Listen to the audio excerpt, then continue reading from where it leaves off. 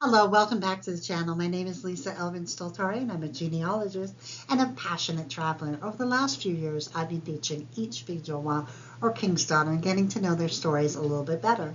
There are over 700 of them. Today, we're doing episode 229. You can do the math. We've still got a long way to go. But before we begin, let me show you ways you can support the channel. Subscribe, like, and notify. All of that helps those logarithms. And also, if you're so inclined, we have a couple of ways to contribute financially. We have Coffee, which is a standalone platform, and a Patreon, which is a monthly contribution. And also on my Have Roots Will Travel website, I have a PayPal button that you can actually click on and donate what you want to. So all of that, I want to thank everyone who has contributed thus far. Thank you so much.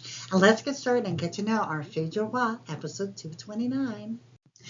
Our episode 229 features Marie Charrier, and she is a viewer request. When I looked at my files, there was one of my dear friends who was surprised when she learned that she had French-Canadian ancestry. So let's get to know Marie a little bit better.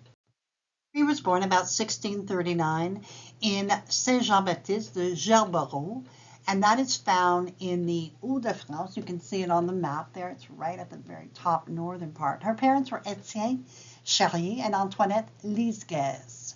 Now, her département, as you can see, is the Oise department. I always have difficulty pronouncing that. It is Oise. And the church where she would have been baptized was Saint-Jean-Baptiste. Dates from about the 11th century. This is one of the most charming places that I have looked at.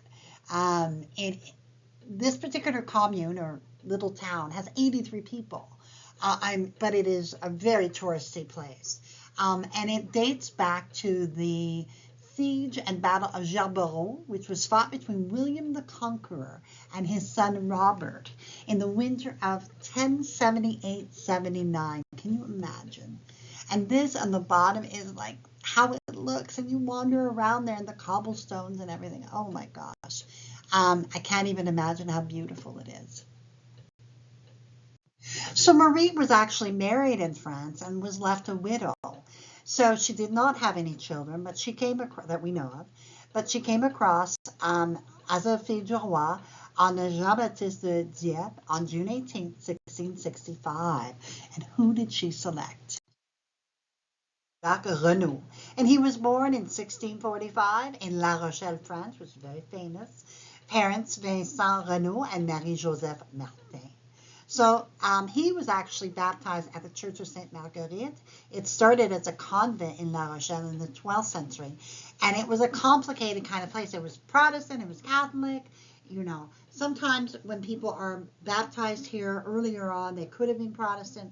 And so it is one of those places where it contains within its walls the true history of the whole Huguenots versus the Catholics and all of that. That particular church is extremely historic. La Rochelle itself was founded during the 10th century and became an important harbor in the 12th. Until the 15th century, La Rochelle was to be the largest French harbor on the Atlantic coast, dealing mainly in wine, salt, and cheese. La Rochelle means little rock. And La Rochelle has one of the richest histories of the towns of France, from its beginnings as an area where the Knights of Templar had their strongest base. Eleanor of Aquitaine married Henry Plantagen in 1152, who then became King of England in 1154, 2 years later, thus putting La Rochelle under Plantagenet rule until Louis VIII captured it in the 1224 siege of La Rochelle.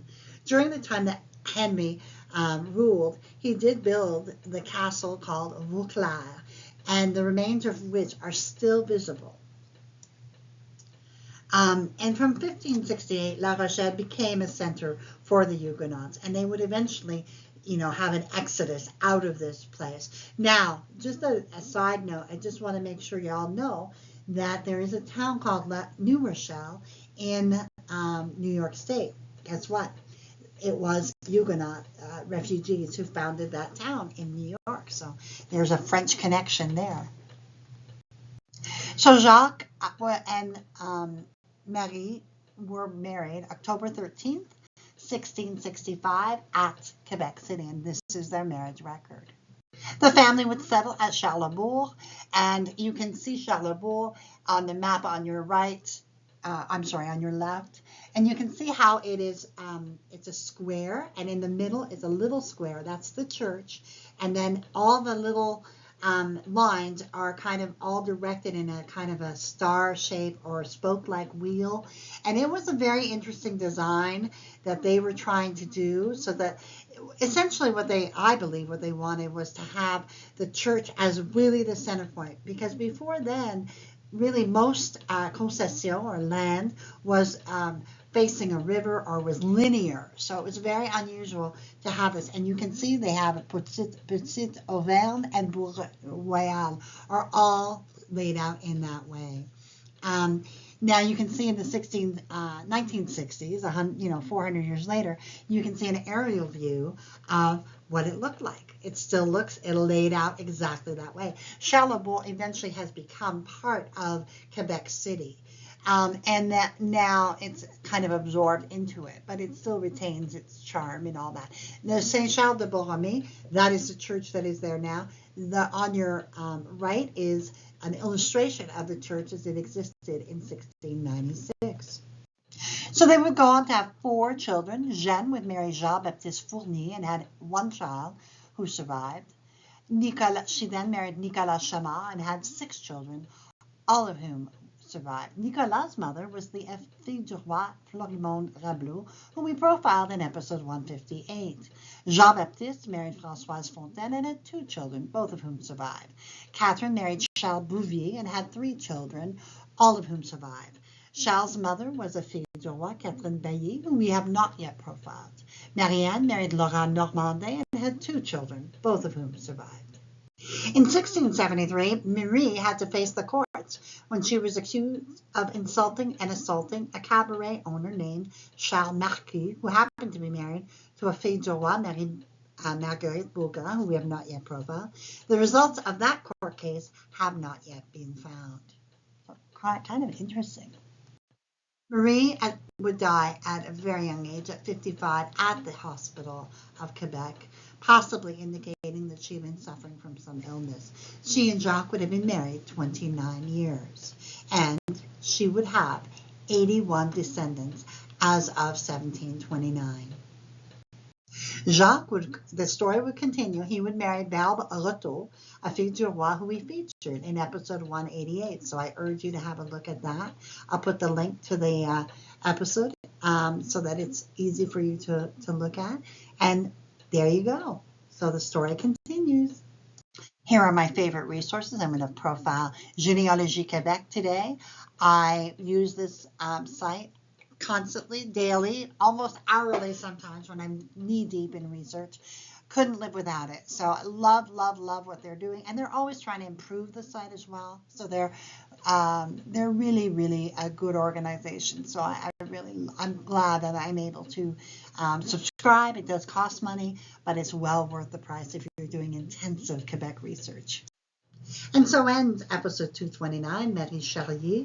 Her life was not long, but yet she was able to have 81 descendants, of which my viewer is one of them.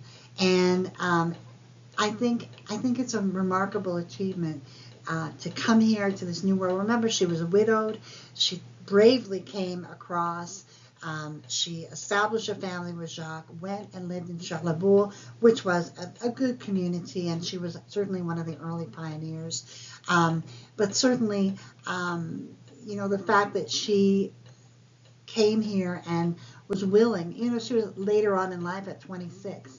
I know that sounds really young, but for the fille du roi, that was getting there, middle-aged almost. So we are very, very grateful that she came to our shores. We're thankful that she gave what she could, and we are blessed by her memory. And we bless her for doing all that she could to grow New France. So thank you to Marie Charrier and Jacques Renaud. And I also want to say thank you to my patrons and supporters.